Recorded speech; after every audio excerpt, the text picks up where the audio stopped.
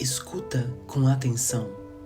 O que você está prestes a iniciar não é apenas uma série de vídeos, é uma travessia. Porque existe uma obra que há décadas desafia silenciosamente a maneira como entendemos a realidade, o sofrimento e a própria identidade.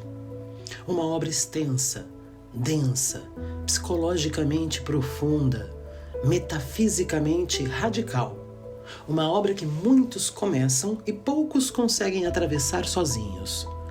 Uma obra que influenciou silenciosamente grande parte do pensamento espiritual contemporâneo.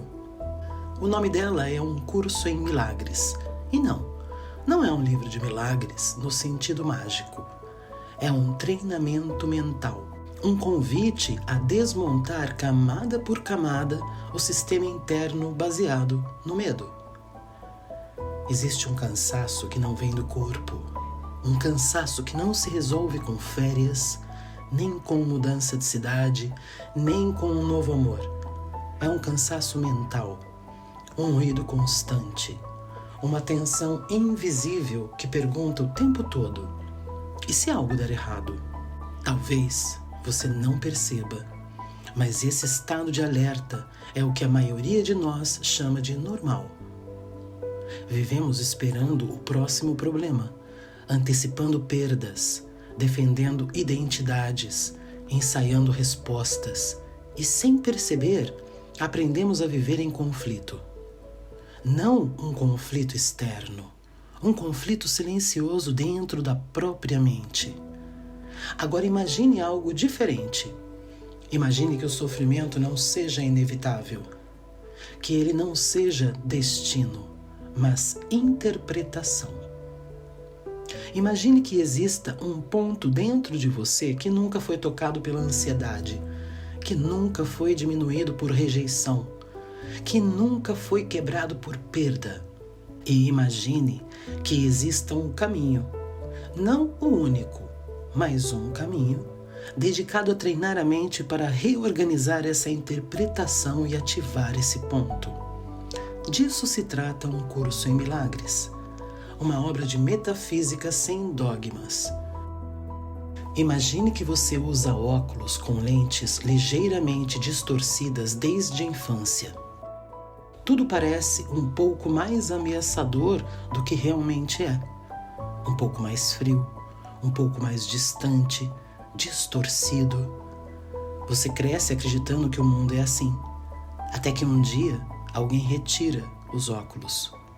O mundo não mudou, mas você vê diferente. Renascer é isso. Não mudar o mundo externo, mas investigar as lentes internas. E o nome dela pode soar estranho à primeira vista, mas talvez o nome seja apenas uma porta simbólica, porque milagre, aqui, não é um evento sobrenatural. É uma mudança de percepção. Quando falamos em fonte, não falamos de um Deus punitivo. Falamos de consciência universal, de campo inteligente, da ordem profunda da existência. Quando falamos em perdão, não falamos em tolerar abuso. Falamos em libertar a mente da repetição da culpa. Quando falamos em erro, não falamos em pecado. Falamos em percepção equivocada. E percepção pode ser reorganizada. Durante séculos buscamos transformar o mundo. Revoluções, religiões, ciência, psicologia. E cada uma dessas tentativas trouxe luz. Mas esta obra propõe algo desconcertante. Talvez o mundo que você vê seja um reflexo da mente que o observa. Não como culpa, não como punição, mas como estrutura. A projeção faz a percepção.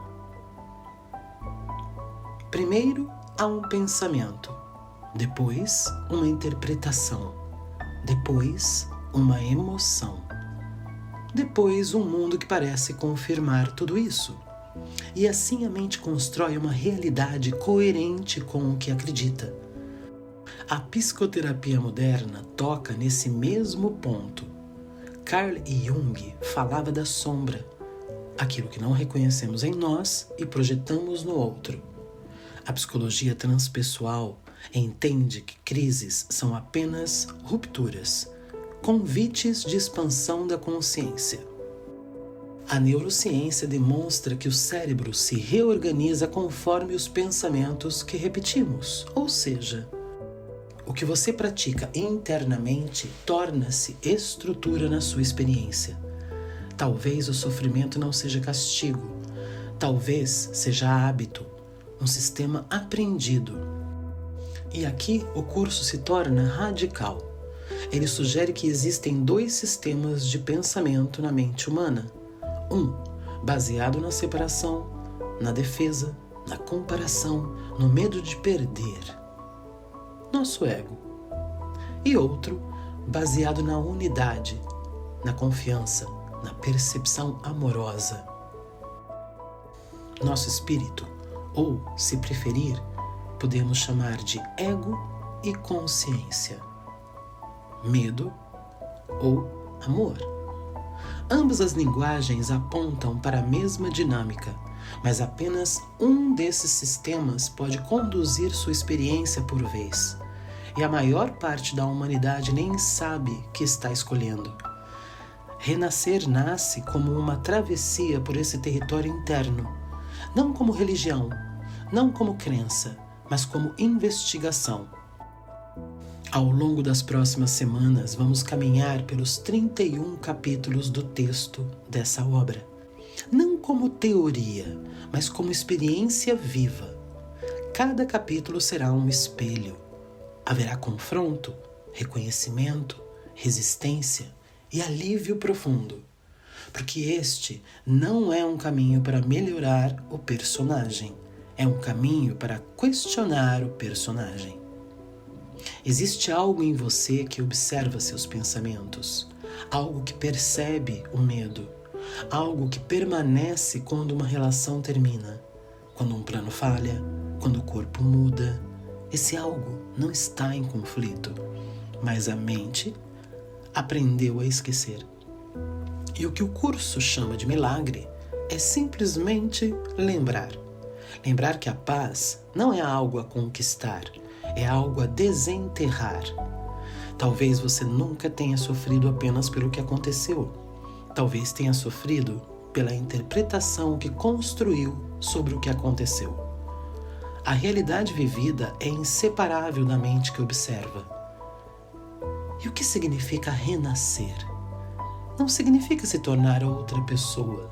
Significa lembrar quem você é antes das histórias, antes dos rótulos, antes das conclusões, antes do medo aprendido.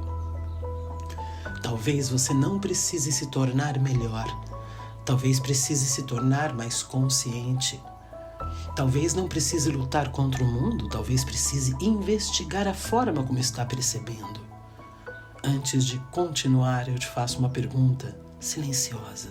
Se fosse possível viver sem medo constante, você estaria disposta a questionar a maneira como interpreta o mundo? Porque é isso que vamos fazer aqui. Não mudar o mundo, mas mudar o olhar. E quando reorganizamos a perspectiva, a vida responde diferente. No próximo capítulo, abrimos a frase que sustenta toda essa jornada. Nada real pode ser ameaçado. Se isso for verdade, quanto medo deixa de fazer sentido? Porque renascer é escolher olhar de novo. Se isso ecoa em você, considere se inscrever no canal e ative o sininho para não perder os próximos capítulos. Eu sou Kátia Pátaro, terapeuta transpessoal e sistêmica, e te espero no próximo capítulo. Obrigada por me acompanhar até aqui. Bom caminho.